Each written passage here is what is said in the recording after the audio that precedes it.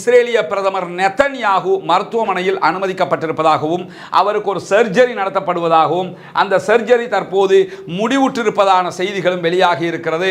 அதாவது இந்த video daily mail உள்ளிட்ட பல ஊடகங்கள் வெளியிட்ட இந்த பர்டிகுலர் வீடியோ ஒரு சிறிய கண்டென்ட்டோட வாட்ஸ்அப் முழுவதும் ஆக்கிரமித்துக் கொண்டிருக்கக்கூடிய காட்சியை பார்க்கலாம். இஸ்ரேலுடைய பிரதமர் நெதன்யாகு பதவி விலக வேண்டும், எங்களுடைய பணைய கைதிகள் மீட்டெடுக்கப்பட வேண்டும், உடனடியாக இதற்கு தீர்வு வேண்டும் என்று கோரித்தான் நாட்டு மக்கள் ரோட்டிலே இறங்கி இருக்கிறார்கள். இஸ்ரேலிய யுத்தம் தோல்வியை நோக்கி பயணித்துக் கொண்டிருக்கிறது, இஸ்ரேல் வெற்றியை நோக்கி பயணிக்கவில்லை என்பதை வெளிப்படையாகவே சொல்லி இருக்கிறார். அதாவது இந்த நெதன்யாவுக்கு நம்ம எல்லாம் செருப்பு கட்டி அடிக்க வேண்டியதில்லை, அவங்க செருப்பு கட்டி அடிச்சுக்கிறாங்க, அவங்க தும்கடையால் அடிச்சுக்கிறாங்க. தாக்குதல்களில் டேங்க் எதிர்ப்பு ஏவுகணைகளை உருவாக்குவது, அதை செயல்படுத்துவது, அதற்கு கமெண்ட் பண்ணுவது உள்ளிட்ட மிக முக்கியமான பணிகளை செய்த ஒரு கமாண்டராக இஸ்மாயில் அல் ஜெயின் பார்க்கப்படுகிறார். அவரைத்தான் இன்றைக்கு தாங்கள் கொன்றிருக்கிறோம் என்கிற செய்தியையும் இன்றைக்கு இஸ்ரேலிய ராணுவம் அறிவித்திருக்கிறது. அதே நேரத்தில் ஆம், எங்களுடைய கமாண்டர் கொல்லப்பட்டிருக்கிறார் என்கிற செய்தியையும்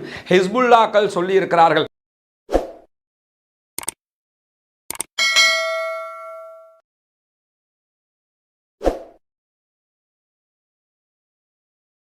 அஸ்ஸலாமு அலைக்கும் வரஹ்மத்துல்லாஹி வபரகாத்துஹு. அன்பிற்கினிய சகோதர சகோதரிகளே, காசா மீதான இஸ்ரேலுடைய கொடூர தாக்குதல்கள் 177வது நாளாகவும் இன்று தொடர்ந்து கொண்டிருக்கிறது.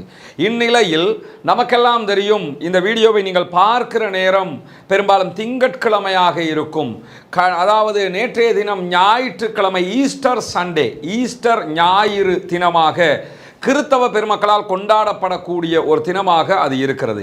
அன்றைய தினம் பாப்பரசர் பிரான்சிஸ் அவர்கள் சர்வதேசத்தை நோக்கி ஒரு முக்கியமான பேச்சை பேசியிருந்தார். ஈஸ்டர் தின செய்தியாக அவர் சர்வதேச மக்களுக்கும் விடுத்த செய்தியாக தெரிவித்துக் கொண்ட முக்கியமான அம்சமே என்னவென்று சொன்னால், உடனடியாக காசா மீதான நிரந்தர போர் நிறுத்தத்தை கொண்டு வாருங்கள், காசா மீது யுத்த நிறுத்தம் வேண்டும் என்பதை கிறித்தவ மக்களுடைய ஆன்மீக தலைவராக இருக்கிற போப் பிரான்சிஸ் அவர்கள் சர்வதேச நாடுகளை, சர்வதேச மக்களை நோக்கி இந்த கோரிக்கையை விடுத்திருக்கிறார். ஈஸ்டர் தின செய்தியாக இந்த செய்தி சொல்லப்பட்டிருக்கிறது.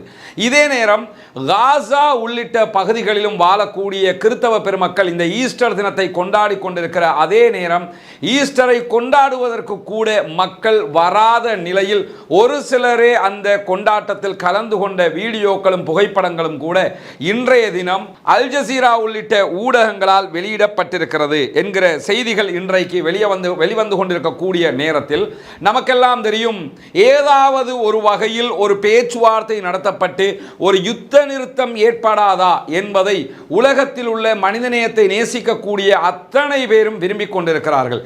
இந்த நிலையில் மீண்டும் ஒரு பேச்சுவார்த்தை ஞாயிற்றுக்கிழமை ஆரம்பமாகிறது என்று எகிப்தை தளமாக கொண்ட எகிப்தினுடைய அரச ஊடகம் ஒரு செய்தியை வெளியிட்டிருந்தது. அதை கோடிட்டு அல் ஜசீராவும் இப்படி ஒரு பேச்சுவார்த்தை நடத்தப்பட இருப்பதாக எகிப்தினுடைய ஊடகம் சொல்கிறது என்ற செய்திகளை வெளியிட்டிருந்தது. ஆனால் இன்றைய தினம் அல் ஜசீராவுக்குள் லெபனானில் இருந்து பேசியிருக்கக்கூடிய ஹமாஸினுடைய லெபனான் அரசியல் தலைவராக இருக்கிற அதாவது ஒசாமா ஹம்தான் அவர்கள் என்ன சொல்லி இருக்கிறாங்க என்று சொன்னா, இதுவரை எந்த விதமான புதிய பேச்சுவார்த்தைகளும் ஆரம்பிக்கப்படவில்லை. கத்தாரிலோ எகிப்திலோ வேறு எந்த இடத்திலோ யுத்த நிறுத்தம் தொடர்பான எந்த விதமான பேச்சுவார்த்தைகளையும் புதிதாக நாங்கள் ஆரம்பிக்கவில்லை. குறிப்பாக என்ன பேச்சுவார்த்தை நடத்தப்படுவதாக இருந்தாலும் காசாவிலிருந்து மொத்தமாக இஸ்ரேலிய படைகள் வெளியேற வேண்டும், கைது செய்யப்பட்டிருக்கக்கூடிய பாலஸ்தீன மக்கள் அத்தனை பேரும் விடுதலை செய்யப்பட வேண்டும், காசாவுக்கு சுதந்திரம் கிடைக்க வேண்டும், காசாவை நாங்கள் தான், அதாவது பாலஸ்தீன மக்கள் ஆளுகிற அந்த வாய்ப்பு கிடைக்க வேண்டும், இரட்டை நாடு என்கிற நிலை உருவாக்கப்பட வேண்டும். இதுவெல்லாம் நடைபெற்றால் எங்கள் கைவசம் இருக்கிற 130 பணைய கைதிகளை நாங்கள் விடுதலை செய்வதற்கு தயாராக இருக்கிறோம். எனவே அப்படியான ஒரு பேச்சுவார்த்தையை தான் நாங்கள் எதிர்பார்க்கிறோமே ஒழிய வெறுமனே 6 வீக் 6 வாரங்கள் 40 நாட்கள் என்று ஒரு சில நாட்களுக்கான எந்த விதமான பேச்சுவார்த்தைகளுக்கும் நாங்கள் தயாரில்லை என்பதை திட்டவட்டமாக இன்றைய தினம் ஒசாமா ஹம்தான் அறிவித்திருக்கிறார். எனவே இதுவரை எந்த விதமான புதிய பேச்சுவார்த்தைகளும் ஆரம்பிக்கப்படவில்லை என்று மிக தெளிவாக ஹமாஸ் சொல்லிக் கொண்டிருக்கிறது. இப்படியான நேரத்தில் இன்றைக்கு என்னவெல்லாம் நடந்து கொண்டிருக்கிறது என்பதை பார்ப்பதற்கு முன்பதாக நமக்கெல்லாம் தெரியும், அமெரிக்காவினுடைய இரட்டை நிலைப்பாடுகள் இந்த உலக மக்களுக்கே மிக தெளிவாக தெரிந்து கொண்டிருக்கக்கூடிய ஒரு நிலையாக மாறி இருக்கிறது. அதாவது யுத்த நிறுத்தம் வேண்டும் என்று சொல்லி ஐநாவிலே அல்ஜீரியா தீர்மானம் கொண்டு வரும்போது அந்த தீர்மானத்தை வீட்டோ செய்தது அமெரிக்கா. கிட்டத்தட்ட 3 தடவைகள் அமெரிக்கா ஐநாவினுடைய பாதுகாப்பு சபையிலே சீஸ்ஃபயர் தீர்மானத்தை வீட்டோ செய்தது. இதே நேரம் 4வது தீர்மானம் வந்த நேரத்தில் அந்த தீர்மானத்தில் கலந்து கொள்ளாமல் ஒதுங்கிக் கொண்டது. அந்த ஒரு காரியம் மட்டும்தான் அவர்கள் வரலாற்றிலேயே செய்த ஒரே ஒரு நல்ல காரியம். அதற்கு பிறகும் மீண்டும் என்ன பண்ண ஆரம்பிச்சிருக்கிறாங்கன்னு கேட்டா, இஸ்ரேலுக்கான ஆயுதங்களை வழங்குவதற்கு ஆரம்பித்திருக்கிறார்கள். ஒருபுறம் காசாவுக்கு நாங்கள் கடல் வழியாக சைப்ரஸ்ல இருந்து உணவு கொண்டு வந்து கொடுக்க போகிறோம், அதற்காக காசாவிலே ஒரு போர்ட், ஒரு துறைமுகம், தற்காலிக மிதக்கும் துறைமுகத்தை நாங்கள் கட்டி கொண்டிருக்கிறோம் என்று சொல்லி காசா மக்களுக்கு உணவு கொடுப்பதாக பாசாங்கு செய்கிறது அமெரிக்கா. இதே நேரத்தில் அதே காசா மக்களை அழித்து நாசமாக்குவதற்காக, கொன்று குவிப்பதற்காக இஸ்ரேலுக்கு பாரிய அளவில் ஆயுத உதவிகளையும் செய்து கொண்டிருக்கிறது அமெரிக்கா.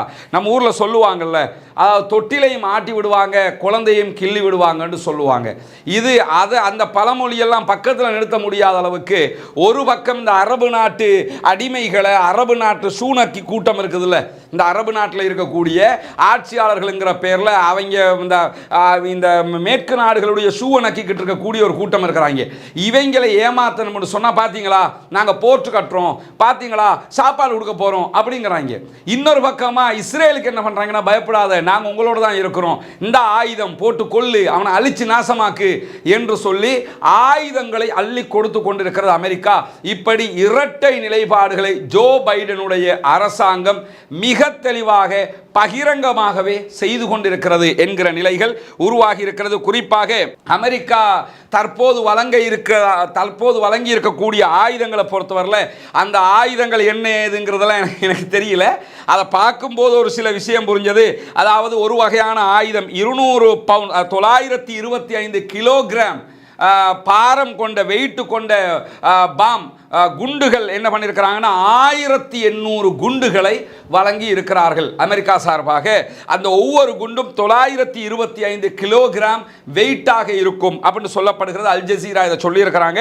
குறிப்பாக இந்த ஒரு குண்டு போடப்பட்டால் 300 மீட்டர் நிலப்பரப்பில் இருக்கக்கூடிய அத்தனை பேரும் அழிக்கப்படுவார்கள். ஒரு குண்டுல 300 மீட்டர் நிலப்பரப்பில் இருக்கக்கூடியவங்க அழிக்கப்படுவாங்கன்னா 10 குண்டுகள் போடப்பட்டால் 3 கிலோமீட்டர்ல இருக்கக்கூடியவர்கள் அழிக்கப்பட்டு விடுவார்கள். எனவே 1800 குண்டுகள் இப்படி பட்டு பயங்கரமான குண்டுகள் கொடுக்கப்பட்டிருக்கிறது. இந்த குண்டுகள் காசாவுக்குள் போடப்பட்டால் என்ன நிலையாக இருக்கும் என்பதை யோசித்து பாருங்கள்.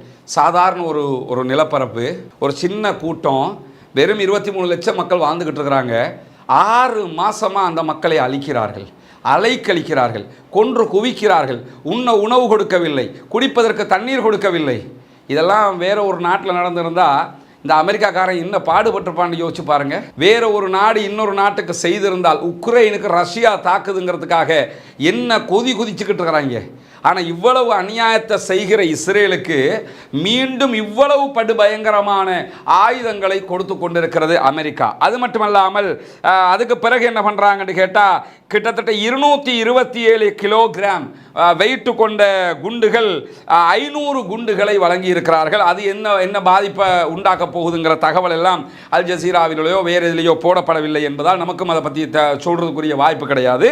அதே மாதிரி பார்த்தீங்கன்னு சொன்னால், அதாவது ஜெட்டுகள், சண்டையிடக்கூடிய போர் விமானங்கள் மற்றும் என்ஜின்கள், போர் விமானத்துக்கு தேவையான என்ஜின் கிட்டத்தட்ட 25 வழங்கப்பட்டிருக்கிறது. ஏற்கனவே 600க்கும் மேற்பட்ட ஜெட் விமானங்களை கொண்டு தாக்குதல்களை நடத்தி கொண்டிருக்கிறது இஸ்ரேல். படுபாதக செயல்களை செய்து கொண்டிருக்கிறது. அவர்களுக்கு மீண்டும் எக்ஸ்ட்ரா 25 ஜெட் விமானங்களை வழங்கியிருக்கிறது அமெரிக்கா என்கிற அநியாயமான செய்தியும் இன்றைக்கு வெளியாகி இருக்கிறது. இப்படியான நேரத்தில் தான் காசாவினுடைய யுத்தத்தை முடிவுக்கு கொண்டு வர வேண்டும் என்றால் நீங்கள் செய்ய வேண்டியது என்ன தெரியுமா என்று சொல்லி மூளையை கலட்டி திருப்பி கழுவி தலையில் வைக்கிற மாதிரி ஒரு, அவனுக்கு என்ன பாஷையில் இவனெல்லாம் பேசுறதுன்னு கூட நமக்கு தெரியல, அது மாதிரி ஒரு கேடுகட்ட இழிபிறவி அமெரிக்காவினுடைய ஒரு பாராளுமன்ற உறுப்பினர் இன்றைக்கு என்ன சொல்லியிருக்கிறான்னு கேட்டால், காசாவுக்குள்ள நீங்கள் ஜப்பான் மீது எப்படி ஹிரோஷிமா நாககாசியில் அணுகுண்டு போடப்பட்டதோ அதுபோன்று காசாவில் அணுகுண்டு போடப்பட்டால் மட்டும்தான் காசாவில் வெல்ல முடியும் என்று இன்றைக்கு அமெரிக்காவினுடைய ஒரு பாராளுமன்ற உறுப்பினர் இழிபிறவி ஒன்று இப்படி பேசியிருக்கிறது. மனிதநேயம் மருந்துக்கும் இல்லாத கொன்று குவிக்கக்கூடிய இவர்கள் தான் உலக மக்களுக்கு தீவிரவாத பாடம் எடுத்து கொண்டிருக்கிறார்கள். தீவிரவாதத்தை பற்றி பாடம் எடுக்கிறது யாருன்னா இது மாதிரி கேடுகட்டவங்க தான். இது உலக மகா தீவிரவாதமா இல்லையா? உலக மகா பயங்கரவாதமா இல்லையா? இது அப்பாவி மக்களை கொன்று குவிப்பதற்கு பேர் யுத்தமா? அப்பாவி மக்களை அழிப்பதற்கு பேர் யுத்தமா? யுத்தம்னா 2 தரப்பும் போய் அடிச்சுக்க, அது யுத்தம். அப்பாவி மக்கள் 32,000 பேர் கொன்று குவிக்கப்பட்டிருக்கிறார்கள். அவர்கள் மீது அணுகுண்டு போடுங்கள், ஹமாஸை அழிக்கலாம், நாட்டை அழிக்கலாம், நீங்கள் ஜெயிக்கலாம். ஆனால் ஒரு விஷயம், அவன் சொன்னதில் ஒரு உண்மை என்னன்னு கேட்டால், அந்த யுத்தத்தில் இவங்க ஜெயிக்கணுமாக இருந்தால் கடைசி வாய்ப்பு அவங்க அதைத்தான் பண்ணுவாங்க. ஏன்னா இவ்வளவு நாளாக இந்த வேலைகள் எல்லாம் பண்ணியும் அவங்களால ஜெயிக்க முடியலை. 6 மாதங்கள் இந்தா உள்ளே போகிறோம், அடிக்கிறோம், தூக்குறோம், வந்துடுவோம். என்டபே தாக்குதல் மாதிரி எப்படி நாங்கள் இடியமினுடைய நாட்டுக்குள்ளே உள்ளே புகுந்து 1967களுக்கு பிறகு ஆப்ரேஷன் என்டபே அதில் ஜெயிச்சுட்டு எப்படி உள்ள நுழைஞ்சோமோ அது மாதிரி இதையும் போய் தட்டி தூக்கிட்டு வருவோம்னு நினச்சாங்க. ஆப்ரேஷன் என்டபேன்னா என்னங்கிறத தனியாக நான் ஒரு வீடியோவில் பேசியிருக்கிறேன், பார்க்காத சகோதரர்கள் பார்த்துக்கொள்ளுங்க. இஸ்ரேலிய வரலாற்றில் மொசாதுன்னா யார் என்பது உலகுக்கு காண்பிக்கப்பட்ட ஒரு முக்கியமான வெற்றிகரமான ஆப்ரேஷன் என்பதில் எந்த மாற்று கருத்தும் இல்லை. அந்த ஆப்ரேஷன் என்டபே மாதிரி ஆப்ரேஷனல் அக்ஸா என்கிற ஹமாஸ் ஆரம்பித்த இந்த யுத்தத்தையும் எப்படியாவது நாங்கள் முடிச்சிருவோம், ஜெயிச்சிருவோம் அப்படின்னு நினச்சிக்கிட்டு தான் உள்ளே புகுந்தாங்க. 6 மாதமாக அவர்களால் ஜெயிக்க முடியவில்லை. கடைசியாக அணுகுண்டு போட்டால் தான் உங்களால் ஜெயிக்க முடியும் என்று சொல்லி அணுகுண்டு போடுவதற்கு வலியுறுத்தி கொண்டிருக்கிறார் அமெரிக்காவினுடைய ஒரு பாராளுமன்ற உறுப்பினர். அது பற்றிய வீடியோக்களையும் இன்றைக்கு அல் ஜசீரா வெளியிட்டு காண்பித்திருக்கிறார்கள். உலகத்தில் எவ்வளவு வக்கிர புத்தி கொண்ட மனிதநேயத்துக்கு எதிரான மக்கள் இருக்கிறார்கள் என்பதையும் நாம் இந்த உலகத்தில் பார்த்து கொண்டுதான் இருக்கிறோம். அப்பாவிகளை கொள்வதற்கு, அழிப்பதற்கு, தங்களுடைய அதிகாரத்தை தக்க வைத்துக் கொள்வதற்காக எந்த மூளைக்கும் செல்வதற்கு அவர்கள் தயாராக இருக்கிறார்கள். இந்த மாதிரியான செய்திகள் இன்றைக்கு வெளியாகி கொண்டிருக்கக்கூடிய நேரத்தில் தான் இன்றைக்கு சான் பிரான்சிஸ்கோ பகுதிகளில் அமெரிக்காவினுடைய கடற்படை கப்பலை ஆக்கிரமித்திருக்கிறது ப்ரோ பாலஸ்தீனியன், பாலஸ்தீன ஆதரவு குழு என்கிற செய்திகளும் வீடியோக்களும் இன்றைக்கு வெளியாகி இருக்கிறது. இந்த வீடியோவை இன்றைக்கு அல் ஜசீராவும் மேற்கோள் காட்டி இருக்கிறாங்க. இந்த வீடியோ சான் பிரான்சிஸ்கோ, அமெரிக்காவினுடைய சான் பிரான்சிஸ்கோ நகரத்தில் நிறுத்தப்பட்டிருக்கக்கூடிய அமெரிக்க ராணுவத்தினுடைய கப்பல், நேவி கப்பல், அந்த கப்பலை அதாவது பாலஸ்தீன ஆதரவு குழுக்கள் ஆக்கிரமிக்கக்கூடிய காட்சி தான் இது. போராட்டத்தில் இருந்து அவங்க கிளம்பி போய் ஓடி போய் என்ன பண்றாங்கன்னு கேட்டா, இஸ்ரேலுக்கு ஆதரவாக சென்ற கப்பல் என்கிற காரணத்தினால அங்க அந்த கப்பலை ஆக்கிரமிக்கக்கூடிய வீடியோ காட்சிகள் பதிவு செய்யப்பட்டிருக்கிறது. அந்த காட்சிகளுடைய ஒரு பகுதியை தான் நீங்க பாக்குறீங்க. இவங்கெல்லாம் பாலஸ்தீன ஆதரவாளர்கள். ஒன்றை கவனிச்சுக்கிறீங்க, பாலஸ்தீன ஆதரவாளர்னா முஸ்லீம் என்று மட்டும் நினைத்து விடாதீர்கள். முஸ்லீம்கள் ஒவ்வொரு பகுதிகளில் ஆதரித்துக் கொண்டிருக்கிறார்கள். உலகத்தில் இருக்க எல்லா முஸ்லீம்களும் ஆதரிக்கிறாங்க, அது வேறு. ஆனால் இது போன்ற காரியங்களில் ஈடுபடக்கூடிய பெரும்பான்மையான சகோதரர்கள் பிரமத நண்பர்கள், பிரமத அன்பர்கள் என்பதையும் கவனத்தில் கொள்ளுங்கள். அந்த சகோதரர்கள் தான் போய் இப்படி ஒரு அநியாயம் பண்றியடா என்று சொல்லி அவர்களுடைய நேவி கப்பலையே ஆக்கிரமிக்கக்கூடிய காட்சி இதில் பதிவாகி இருக்கிறதுல பார்க்கலாம். அவர்களுடைய அதாவது ராணுவம் உள்ள நுழையிறாங்க கப்பலை மீட்டெடுக்கிறதுக்காக. ராணுவம் உள்ள நுழைஞ்சு கப்பலை மீட்டெடுக்கிற அளவுக்கு இன்றைக்கு சான் பிரான்சிஸ்கோவில் அவர்கள் கப்பலையே ஆக்கிரமித்திருக்கிறார்கள் என்கிற செய்திகள் வெளியாகி இருக்கிறது. அதே போல நமக்கெல்லாம் தெரியும், உலகம் முழுவதும் காசாவுக்கு ஆதரவான ஆர்ப்பாட்டங்கள் தொடர்ந்து நடத்தப்பட்டுக் கொண்டிருக்கிறது. மீண்டும் லண்டன் மாநகரில் லண்டன் குலுங்குகிற அளவுக்கு பாலஸ்தீன ஆதரவு ஆர்ப்பாட்டங்கள் நடத்தப்பட்டுக் கொண்டிருக்கிறது. இது லண்டனிலே நடத்தப்பட்ட ஆர்ப்பாட்டம். இன்றைய தினம் கிட்டத்தட்ட, அதாவது சண்டே, 2 லட்சம் பாலஸ்தீன ஆதரவாளர்கள் இந்த ஆர்ப்பாட்டத்திலே கலந்து கொண்டார்கள் என்கிறது அல் ஜசீராவினுடைய சர்வதேச பிரிவு. 2 லட்சம் பேர் கலந்து கொண்ட அளவுக்கு உண்டான ஒரு பாரிய ஆர்ப்பாட்டம் காசாவுக்காக நடத்தப்பட்டு கொண்டிருக்கக்கூடிய காட்சிகள் தான் இதிலே பதிவாகி இருக்கிறது. இதே நேரத்தில் ஜெருசலம் பகுதிகளில், குறிப்பாக ஜெருசலத்தில் நடத்தப்படக்கூடிய ஒரு முக்கியமான ஆர்ப்பாட்டத்தினுடைய காட்சிகளை தான் நீங்கள் இதில் பார்க்குறீங்க. ஜெருசலம் முழுவதும் ஸ்தம்பித்து நிற்கிறது. ஆயிரக்கணக்கான லட்சக்கணக்கான மக்கள் இங்கே குழுமி இருக்கிறார்கள். அதாவது உடனடியாக கேப்டிவ்ஸ், கைது செய்யப்பட்டிருக்கக்கூடிய ஹமாஸிடம் இருக்கக்கூடிய இஸ்ரேலியர்கள் விடுதலை செய்யப்பட வேண்டும், தேர்தல் நடத்தப்பட வேண்டும் என்று கோரித்தான் இந்த ஆர்ப்பாட்டம் நடத்தப்படும். இதை பார்த்தீங்கன்னா இங்கே இந்த கோட்டாவை விரட்டுறதுக்காக வந்த கிரௌடு, அதே மாதிரி இந்த மெரினாவில், சென்னை கடற்கரையில் அந்த மாதிரியான ஒரு கிரௌடு திரண்டு இருக்கக்கூடிய காட்சியை நீங்கள் பார்க்க முடியும். அதாவது இஸ்ரேலுடைய பிரதமர் நெத்தன்யாகு பதவி விலக வேண்டும், எங்களுடைய பணைய கைதிகள் மீட்டெடுக்கப்பட வேண்டும், உடனடியாக இதற்கு தீர்வு வேண்டும் என்று கோரித்தான் நாட்டு மக்கள் ரோட்டிலே இறங்கி இருக்கிறார்கள். முழுவதுமாக இஸ்ரேலுடைய தற்போதைய அரசாங்கத்துக்கு எதிரான மாபெரும் பேரணி ஜெருசலம்லேயே நடத்தப்படுங்க. பாருங்க, கண்ணு கெட்டின தூரம் வரைக்கும் அந்த மக்கள் குழுமி இருக்கக்கூடிய காட்சிகள் தான் பதிவாகி இருக்கிறது. முழுவதுமாக ஜெருசலம் ஸ்தம்பிக்கிற அளவுக்கு இந்த ஆர்ப்பாட்டம் நடத்தப்பட்டு கொண்டிருக்கிறது. இங்கே இந்த காட்சியை நீங்கள் பார்க்க முடியும். இரவு நேரத்தில் எடுக்கப்பட்ட ஒரு காட்சி. இந்த, அதாவது 4 வீதிகள் ஒன்று சேரக்கூடிய ஜங்ஷனில் ஆரம்பிக்கக்கூடிய இந்த காட்சி இங்கே இருந்து இங்கே வரைக்கும் மொத்தமாக ஜெருசலம் ஸ்தம்பிக்கிற அளவுக்கு பாரிய ஒரு ஆர்ப்பாட்டம் நடத்தப்பட்டு கொண்டிருக்கிறது. அதனுடைய புகைப்பட காட்சிகள் தான் இதில் வெளியிடப்பட்டிருக்கிறது. இங்கே நீங்கள் பார்க்கலாம். 2 புகைப்படங்களோடு இந்த காட்சிகள் வெளியிடப்பட்டிருக்கிறது. இந்த அளவுக்குண்டான ஒரு பாரிய ஆர்ப்பாட்டம் அங்கே நடத்தப்பட்டு கொண்டிருக்கிறது. இதுவெல்லாம் இஸ்ரேலிய பிரதமராக இருக்கிற பெஞ்சமின் நெத்தன்யாகுவினுடைய படு தோல்வியை மிக துல்லியமாக காட்டக்கூடிய சம்பவங்களாக மாறி இருக்கிற அதே நேரத்தில் இன்றைய தினம் இன்னொரு செய்தியும் வெளியாகி இருக்கிறது. குறிப்பாக பிரான்ஸ், எகிப்து, அதே போன்று ஜோர்தான் ஆகிய நாடுகளுடைய வெளிவிவகார அமைச்சர்கள் வெளிப்படையாகவே நிரந்தர யுத்த நிறுத்தம் தான் காசாவில் வேண்டும் என்று இன்றைக்கு அறிவித்திருக்கிறார்கள். அதாவது பிரான்ஸ், எகிப்து, ஜோர்தான் உடைய வெளிவிவகார அமைச்சர்கள் தான் இங்கே இருக்கிறார்கள். இந்த கூட்டத்தில் வச்சு தான் அவங்க தெளிவாக என்ன சொல்லியிருக்கிறாங்கன்னு கேட்டால், நிரந்தர யுத்த நிறுத்தம் தான் வர வேண்டும், நிரந்தர யுத்த நிறுத்தம் வராமல் ஹமாஸிடமிருந்து பணைய கைதிகளை மீட்டெடுக்க முடியாது. ஒன்றும் விளங்கிக்கிறங்க, இந்த நிரந்தர யுத்த நிறுத்தம்ங்கிறதும் இவங்களுக்கு காசாவில் இருக்கிற மக்களை பாதுகாக்கணுங்கிறதுக்காக சொல்லலை. எதுக்காக சொல்லிக்கிட்டு இருக்கிறாங்க? நிரந்தர யுத்த நிறுத்தம் வந்தால் தான் ஹமாஸ்கிட்ட அதான் இருக்கக்கூடிய இஸ்ரேலிய மக்களை பாதுகாக்க முடியும். இஸ்ரேலுடைய 130 பேர் தான் உலகத்தில் முக்கியமாக தெரிகிறாங்களே தவிர 32,000 பேர் கொல்லப்பட்டது எவனுக்கும் பெருசாக தெரியலை. பாருங்களேன், 32,000 பேர் ஷஹீதாக்கப்பட்டது எந்த அரபு நாடுக்கும் வலிக்கலை. பாருங்களேன், 32,000 பேர் கொல்லப்பட்டு 80,000 பேர் கைகால்கள் ஊனமுற்றவர்களாக மாறி பல ஆயிரக்கணக்கான மக்கள் கட்டிட இடிபாடுகளுக்குள்ள செத்து மடிந்திருக்கிறார்கள். அவங்க கணக்கிலே சேராமல் இருக்கிறாங்க.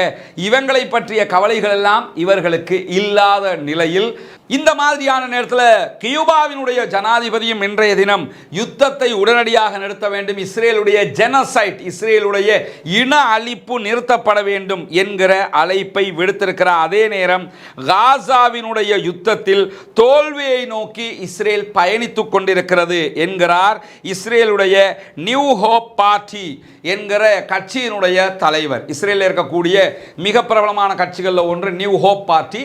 இந்த பார்ட்டியினுடைய தலைவர் என்கிறவர் என்ன செய்கிறார்னு கேட்டால், இஸ்ரேலிய யுத்தம் தோல்வியை நோக்கி பயணித்துக் கொண்டிருக்கிறது, இஸ்ரேல் வெற்றியை நோக்கி பயணிக்கவில்லை என்பதை வெளிப்படையாகவே சொல்லியிருக்கிறார். அதாவது இந்த நெத்தனியாவுக்கு நம்ம எல்லாம் செருப்பு கட்டி அடிக்க வேண்டியதில்லை, அவங்களே செருப்பு கட்டி அடிச்சுக்கிடுவாங்க, அவங்களே தும்புக்கட்டியால் அடிச்சுக்கிடுவாங்க, அவங்களே விளக்கமாறால் அடிச்சுக்கிடுவாங்க, அவங்களுக்கு அவங்களே அடிச்சுக்கிட்டு அதை கௌரவமாகவும் பேசிக்கிடுவாங்கன்னு வச்சுக்கிறோங்களேன். அது அப்படிப்பட்ட ஜென்மங்கள்.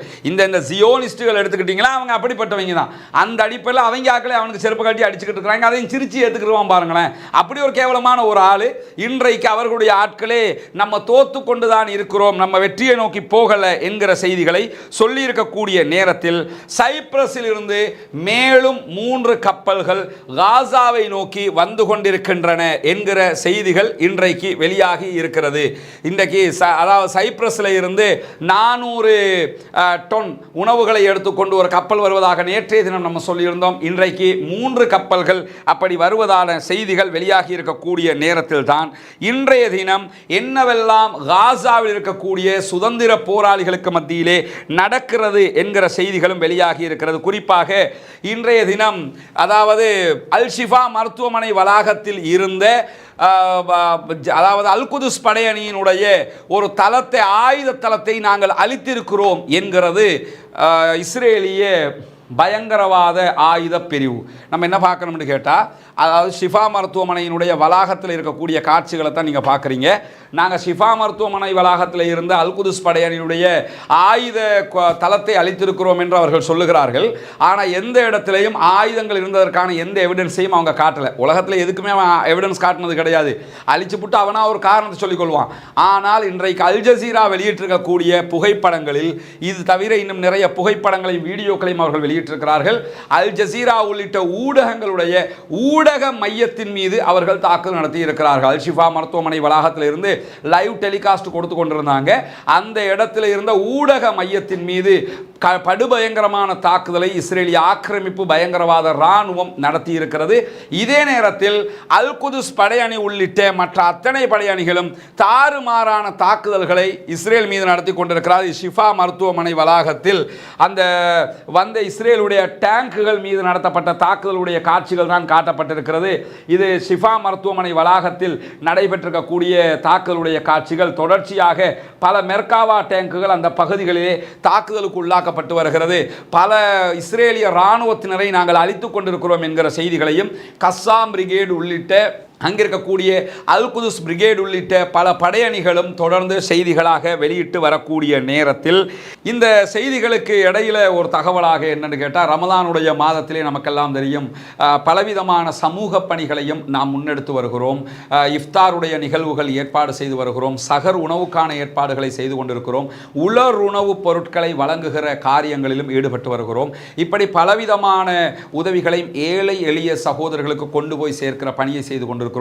அனைத்தும் நீங்கள் தருகிற பொருளாதார உதவிகளை கொண்டுதான் நடந்து வருகிறது. அல்லாஹ்வினுடைய திருப்பொருத்தத்தை மாத்திரம் நாடி நீங்கள் தரக்கூடிய அனைத்து உதவிகளும் மிகச்சரியாக அந்த மக்களுக்கு கொண்டு போய் சேர்க்கிற பணியில் நாம் ஈடுபட்டு கொண்டிருக்கிறோம். எனவே உங்களுடைய ஜக்காத்து தான தர்மங்களை ஏழை மக்களுக்காக வாரி வழங்குங்கள். அதை சரியாக கொண்டு போய் சேர்க்கிற பணியை நம்முடைய குழுவும் நம்முடைய தம்பிகளும் மிகச்சரியாக அதை செய்து வருகிறார்கள் என்பதை நீங்கள் அறிவீர்கள். நம்முடைய முகநூல் பக்கத்தையும் நம்முடைய சமூக வலைதள பக்கத்தையும் பின்தொடர்கிற அத்தனை சகோதரர்களுக்கும் தெரியும். நம்முடைய பணிகளை அதிலே தினம்தோறும் நாம் காட்சிப்படுத்தி கொண்டிருக்கிறோம்.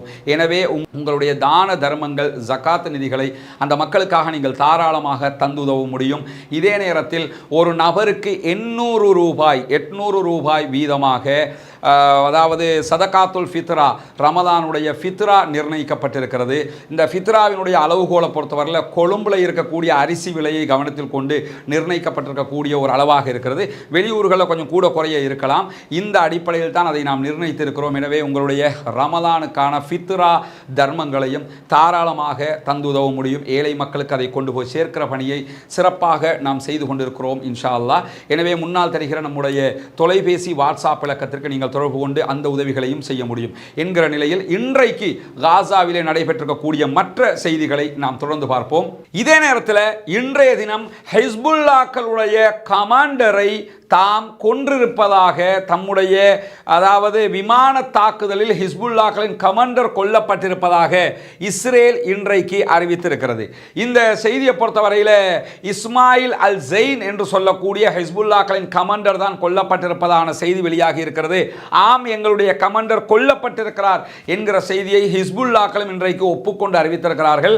இஸ்மாயில் அல் ஜெயின் என்பவரை பொறுத்தவரையில் இஸ்ரேலிய இராணுவம் இன்றைக்கு வெளியிட்டிருக்கக்கூடிய தகவல்களின் பிரகாரமும் ஏற்கனவே ஹிஸ்புல்லாக்கள் வெளியிட்ட தகவலின் பிரகாரமும் ஹிஸ்புல்லாக்களுடைய இஸ்ரேல் மீதான ஏவுகணை தாக்குதல்களில் மிக முக்கியமான கமாண்டராக இஸ்மாயில் அல் ஜெயின் பணியாற்றியவர். அவரைத்தான் இன்றைக்கு ஒரு கார்ல அவர் போய்கொண்டிருக்கும் போது நடத்தப்பட்ட விமான தாக்குதலில் அவர் கொல்லப்பட்டிருக்கிறார் என்கிற செய்தி வெளியாகி இருக்கிறது. குறிப்பாக இவர்தான் டேங்க் எதிர்ப்பு ஏவுகணைகளுடைய மூளையாக செயல்பட்டார் என்கிறது ஐடிஎஃப். அதாவது மெர்காவா டேங்க் மாதிரி டேங்க் இருக்குதா இல்லையா, அவர்களுடைய டேங்குகளை எல்லாம் ஹிஸ்புல்லாக்கள் எதிர்த்து சண்டையிடுகிற நேரத்தில் ஹிஸ்புல்லாக்கள் சார்பாக நடத்தப்படுகிற தாக்குதல்களில் டேங்க் எதிர்ப்பு ஏவுகணைகளை உருவாக்குவது, அதை செயல்படுத்துவது, அதற்கு கமெண்ட் பண்ணுவது உள்ளிட்ட மிக முக்கியமான பணிகளை செய்த ஒரு கமாண்டராக இஸ்மாயில் அல் ஜெயின் பார்க்கப்படுகிறார். அவரைத்தான் இன்றைக்கு தாங்கள் கொண்டிருக்கிறோம் என்கிற செய்தியையும் இன்றைக்கு இஸ்ரேலிய ராணுவம் அறிவித்திருக்கிறது. அதே நேரத்தில் ஆம், எங்களுடைய கமாண்டர் கொல்லப்பட்டிருக்கிறார் என்கிற செய்தியையும் ஹிஸ்புல்லாக்கள் சொல்லி இருக்கிறார்கள்.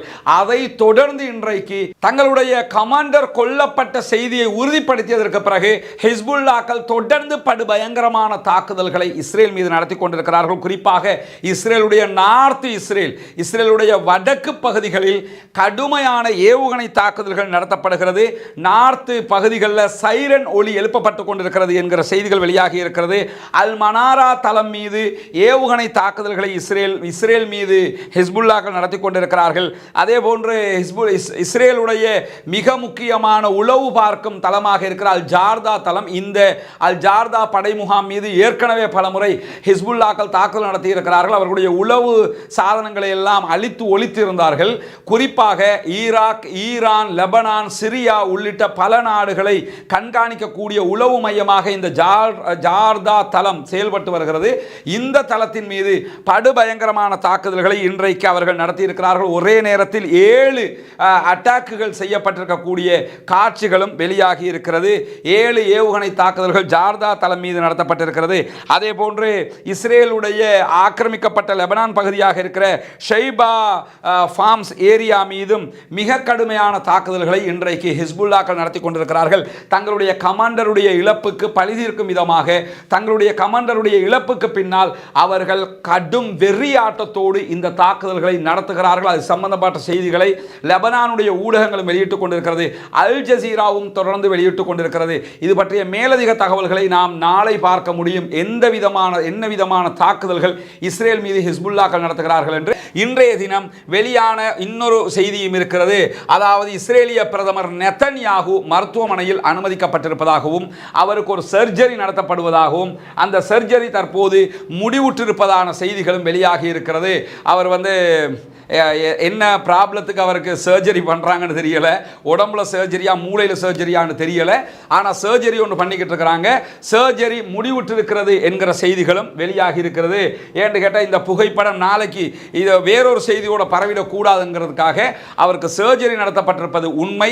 அந்த சர்ஜரி நடைபெற்று முடிந்து விட்டது என்கிற செய்தியையும் இன்றைக்கு இஸ்ரேல் உத்தியோகபூர்வமாக அறிவித்திருக்கிறது. இந்த மாதிரியான நேரத்தில் கடந்த ஒரு 3 நாட்களாக பரவக்கூடிய ஒரு பொய்யான செய்தியினுடைய உண்மை தன்மையையும் நாம் புரிந்து கொள்ள கடமைப்பட்டிருக்கிறோம். அதாவது இந்த வீடியோ டெய்லி மெயில் உள்ளிட்ட பல ஊடகங்கள் வெளியிட்ட இந்த பர்டிகுலர் வீடியோ ஒரு சிறிய கண்டென்ட்டோட வாட்ஸ்அப் முழுவதும் ஆக்கிரமித்து கொண்டிருக்கக்கூடிய காட்சியை பார்க்கலாம். எனக்கே ஒரு 100 பேர் அமுச்சு விட்டுருப்பாங்க. அமுச்சு விட்டு இதில் என்ன கண்டென்ட் எழுதியிருக்கிறாங்கன்னு கேட்டால், இஸ்ரேல் அதாவது பாலஸ்தீன மக்கள் அத்தனை பேரும் கொல்லப்பட வேண்டும் என்று ஒரு நீதிபதி தீர்ப்பு சொல்கிறாரு. சொல்லும்போது அங்கிருந்த ஒரு ஜேர்னலிஸ்ட், ஒரு பத்திரிகையாளர் பாய்ந்து தாக்குதல் நடத்துகிறார் என்கிற விதமாகத்தான் அதில் கண்டென்ட் எழுதப்பட்டு இந்த செய்தி பரப்பப்படுகிறது. முதல்ல ஒன்றை கவனிச்சுக்கிறங்க, எந்த ஒரு செய்தியை நம்ம பரப்புறதாக இருந்தால் நம்ம தவறி நம்ம சில செய்திகள் பரப்பப்பட்டோம், அதில் மாற்று கருத்து இல்லை. அது நம்மளை மீறி நடக்கிறதாக இருக்கலாம். ஆனால் பொதுவாக இந்த மாதிரி செய்திகளை நம்ம பரப்ப முன்னாடி ஒன்றுக்கு பல முறை இது உண்மைதானா என்பதை அறிந்து கொள்ளுங்கள். ஏன்னு கேட்டால் அறியாமல் நம்ம சொல்லிட்டோம்னா நம்ம மற்றவர்களையும் தவறாக வழிநடத்தியதாக மாறிவிடும். இன்ஜாக்கும் ஃபாசிக்கும் பினப இன் ஃபதபையுனு, உங்ககிட்ட ஒரு செய்தி வந்ததுன்னு சொன்னால், ஒரு கெட்ட மனிதர் ஒரு செய்தியை கொண்டு வர்றார் என்று சொல்லி சொன்னால் ஃபதபையனு, அதை தெளிவுபடுத்தி கொள்ளுங்கள் என்கிறது திருமறை குர்ஆன். முதல்ல நம்ம குர்ஆனுடைய வழிகாட்டுதல்களை பின்பற்றக்கூடியவங்களாக இருக்கணும். சமூக வலைதளங்களில் செயல்படும் போது வர்ற எல்லாத்தையுமே ஃபார்வேர்ட் பண்ணுகிற வேலையை பண்ணாதீங்க. எது வந்தாலும் ஃபார்வேர்ட் பண்ணி விட்டுருவோம். அது உண்மையா பொய்யா, நிஜமா இல்லையா, யார் சொன்னா யார் செஞ்சாங்கிறதையெல்லாம் பார்க்காம இப்படி நம்ம பரப்புறதுனால பல கட்டங்களில் பல பேருக்கும் பல சங்கடங்கள் கூட உண்டாகி விடலாம். இந்த சம்பவம் வேறு, சில தனிப்பட்ட மனிதர்கள் எவ்வளவு பாதிக்கப்படுவார்கள் என்பதையும் புரிந்து கொள்ளுங்கள். இந்த செய்தியை பொறுத்தவரை ஜனவரி 4 அல்லது 5ஆம் தேதி நடைபெற்ற ஒரு சம்பவம். இந்த சம்பவம் ஒரு குற்றவாளிக்கு இந்த நீதிபதி தண்டனை கொடுக்கிறார். அவன் ஒரு குற்றவாளி, அவன் ஒரு வேறொரு கேஸில் குற்றவாளியாக தீர்மானிக்கப்பட்டவர். குறிப்பாக ஒருவர் மீது கடுமையான தாக்குதல் நடத்தி இருப்பதாக சொல்லப்படுகிறது. அப்படி தாக்குதல் நடத்திய குற்றத்திற்காக கைது செய்யப்பட்ட ஒருவர், அவருடைய விசாரணை தான் பகிரங்க கோர்ட்ஸில் நடைபெற்று வருகிறது. இவர் தான் அந்த ஆள். இவர் பத்திரிகையாளர்லாம் கிடையாது, இவர் தான் அந்த ஆள். இவருடைய வழக்கறிஞர் தான் இங்கே இருக்கிறாரு. இந்த விசாரணை நடைபெற்று வரும்போது என்ன நீங்கள் மன்னிக்கணும், நான் அந்த குற்றம் செய்யலைங்கிற விதமாக அவர் வாதாடி கொண்டிருக்கிறார். அப்படி இருக்கும்போது தான் நீதிபதி என்ன பண்ணுறாங்கன்னு கேட்டால், இல்லை நான் உனக்கு தண்டனை தர்றேன் என்று சொல்லி நீதிபதி அவர்கள் அந்த சம்பந்தப்பட்ட மனிதருக்கு தண்டனை கொடுக்கிறார்கள். தண்டனை கொடுக்கும்போது தான் அந்த நீதிபதி தண்டனையை வாசிக்கிற நேரம் தான் அந்த ஆள் என்ன பண்ணுவான்னு கேட்டால், பாய்ந்து நீதிபதியை தாக்குகிற காட்சிகள் தான் இதிலே பதிவாகும். தண்டனை அறிவிக்கிறாங்க, அவன் அப்படியே மேலே வந்து பாய்ந்து நீதிபதியை தாக்குகிறான். நீதிபதிக்கு எந்த காயமும் வரவில்லை, சிறு காயங்களோடு நீதிபதி தப்பிவிட்டார். நீதிபதியினுடைய மெய்ப்பாதுகாவலருக்குத்தான் காயம் ஏற்பட்டு அவர் வந்து மருத்துவமனையில் அனுமதிக்கப்பட்டிருக்கிறார் என்கிற செய்திகள் வெளியாகி இருந்தது. இது ஜனவரி மாதம் 4ஆம் தேதி அல்லது 5ஆம் தேதி நடைபெற்ற ஒரு சம்பவம். இதை சர்வதேச பல ஊடகங்களும் இந்த செய்தியை வெளியிட்டிருக்கிறது. தமிழ் மொழியிலேயே பல ஊடகங்களும் இந்த செய்திகளை வெளியிட்டிருந்ததை நீங்கள் பார்த்துருப்பீங்க. பார்க்காத காரணத்தினால் இந்த கிளிப்பை மட்டும் டவுன்லோட் பண்ணி என்ன செய்கிறாங்கன்னு கேட்டால், பாலஸ்தீனில் இருக்கக்கூடிய அத்தனை மக்களும் கொன்றொழிக்கப்பட வேண்டும் என்று இவங்க தீர்ப்பு சொல்றதாகவும், அதற்கு கோபப்பட்ட ஒரு பத்திரிகையாளர் தான் தாக்குகிறார் என்கிற செய்தியும் சொல்லப்பட்டது. அங்கு நடந்தது அந்த சம்பவம் அல்ல என்பதை நாம் புரிந்து கொள்ள வேண்டும். இப்படியான செய்திகள் வரும்போது கொஞ்சம் கூடுதலாக நம்ம கவனம் எடுக்க வேண்டும். கவனம் எடுத்துத்தான் இவற்றை நாம் பரப்ப வேண்டும். இது மாதிரி பொய்யான செய்திகளை நம்ம பரப்பிடக்கூடாது என்பதிலும் கவனமாக இருக்க வேண்டும் என்று சகோதரர்களை அன்பாக நாம் கேட்டுக்கொள்ளுகிற அதே நேரம், இன்றைய தினம் ஹிஸ்புல்லாக்கள் கடுமையான தாக்குதல்களை நடத்தி கொண்டிருக்கிறார்கள். அதாவது இஸ்ரேல் மீது என்கிற செய்திகளை நம்ம சொல்லியிருந்தோம். அதற்கான வீடியோக்களையும் அவங்க வெளியிட்டிருக்கிறாங்க. ஷேபா ஃபார்ம் உள்ளிட்ட பல பகுதிகளில் அவர்கள் நடத்தக்கூடிய தாக்குதலுடைய காட்சிகள் வெளியாகி இருக்கிறது. படுபயங்கரமான தாக்குதல்களை அவர்கள் இஸ்ரேலை நோக்கி பல ஏவுகணை தாக்குதல்களை நடத்தி கொண்டிருக்கிறார்கள். இது அவர்களுடைய உளவு தளங்கள் மீது நடத்தப்பட்ட தாக்குதல்கள். அந்த தாக்குதல்களுடைய பல காட்சிகளும் இன்றைக்கு வெளியாகி கொண்டிருக்கிறது. இந்த காட்சியை பொறுத்தவரையில் இஸ்ரேலுடைய அதாவது பாராளுமன்றமாக இருக்கிற நெசட்டை நோக்கி இஸ்ரேலியர்கள் ஆயிரக்கணக்கானவங்க பேரணியாக ஜெருசலம்ல இருந்து நெசட்டை நோக்கி சென்று கொண்டிருக்கிறார்கள். அவர்கள் இந்த யுத்தம் முடிவுக்கு வர வேண்டும், அதே நேரத்தில் தேர்தல் நடத்தப்பட வேண்டும் என்கிற கோரிக்கைகளை முன்வைத்து தான் இந்த ஆர்ப்பாட்டங்களை, போராட்டங்களை, பேரணிகளை நடத்தி கொண்டிருக்கிறார்கள் என்கிற செய்திகளும் வெளியாகி இருக்கிறது. எனவே இதுதான் இன்றைக்கு வெளியாகி இருக்கக்கூடிய முக்கியமான செய்திகளாக இருக்கிறது. பாலஸ்தீனம் வெற்றி பெற வேண்டும், பாலஸ்தீன மக்கள் சுதந்திரம் அடைய வேண்டும், பாலஸ்தீன மக்கள் நிம்மதி அடைய வேண்டும் என்று அல்லாஹ்விடத்திலே புனித ரமதானிலே கையேந்தி கேளுங்கள். புனிதமிக்க ரமதானுடைய கடைசி 10ஐ நாம் அடைந்து கொண்டிருக்கிறோம். இந்த நேரத்தில் வல்ல ரஹ்மானிடத்தில் கையேந்துங்கள். அல்லாஹு தஆலா அந்த மக்களை பாதுகாக்க வேண்டும், அந்த மக்களுக்கு சுதந்திரம் கிடைக்க வேண்டும். பிரார்த்தனை தவிர வேறு ஒன்றும் நம்மால் செய்ய முடியாது, செய்யவும் கூடாது. ஜனநாயக ரீதியாக அந்த மக்களுக்காக நாம் குரல் எழுப்ப முடியும். இதை தவிர்த்து நம் கையில் ஒன்றுமே இல்லை. எனவே அந்த மக்களுக்காக உதவி செய்யுங்கள், அந்த மக்களுக்காக கையேந்துங்கள், அந்த மக்களுக்காக இறைவனிடம் அழுது மன்றாடுங்கள். இஸ்ரேலிய ஆக்கிரமிப்பு பயங்கரவாத இராணுவத்துக்கு எதிராக குனூத்துன் நாசிலாவை தவறாமல் ஓதுங்கள் என்கிற கோரிக்கையோடு முடித்துக் கொள்கிறேன். வாஹிரு தஅவானா அல்ஹம்துலில்லாஹி ரப்பில் ஆலமீன்.